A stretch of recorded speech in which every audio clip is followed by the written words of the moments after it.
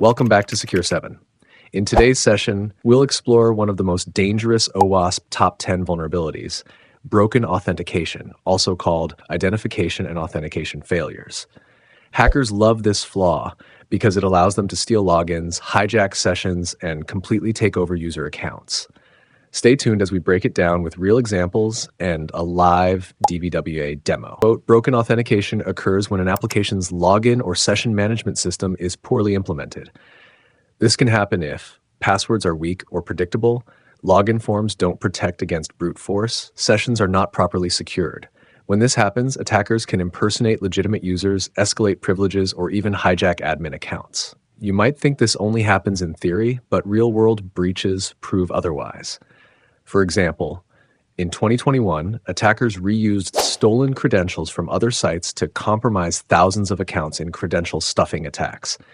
In another case, session cookies were stolen over insecure HTTP, allowing attackers to impersonate users. These incidents cost companies millions and destroy trust. Let's see how brute force works using DVWA, Damn Vulnerable Web App.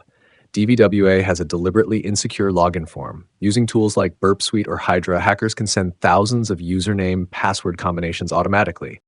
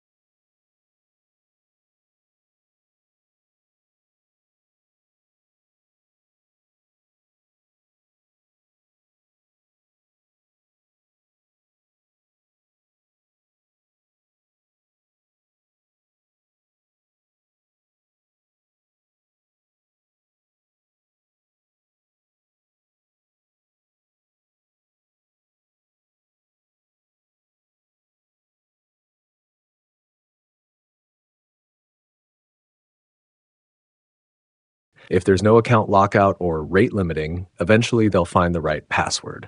Credential stuffing is even easier. Attackers use leaked username password pairs from past breaches. Many users reuse the same password across multiple sites, so one leak leads to many hacked accounts. Broken authentication isn't just about passwords. Even after login, your session needs protection. Imagine you log into an HTTP site. Your session cookie travels in clear text. A hacker using a network sniffer like Wireshark can grab that cookie. Once they have it, they don't need your password. They just paste the stolen cookie into their browser and they're logged in as you. This is called session hijacking or session fixation. Other common issues include password reset links that don't expire or are predictable, multi-factor authentication bypass due to weak implementation, hard-coded credentials inside code repositories. All of these make authentication easy to break. Quote, so how can developers prevent broken authentication? 1. Use strong password policies. Enforce minimum length and complexity. 2. Add account lockouts or rate limiting to stop brute force. 3. Always enforce HTTPS to encrypt credentials and session IDs. 4. Implement multi-factor authentication, MFA. 5. Use secure random session IDs and invalidate them after logout. 6. Secure password reset flows with random tokens that expire. Following OWASP recommendations greatly reduces your attack surface. Broken authentication is one of the most exploited vulnerabilities today. Weak passwords, unprotected sessions, and poor configurations put your users and business at risk. The good news? By applying proper security controls, you can protect against these attacks. If you found this video helpful, hit like, subscribe, and share it with your team. Stay tuned on Secure 7 for our next episode in the OWASP Top 10 series.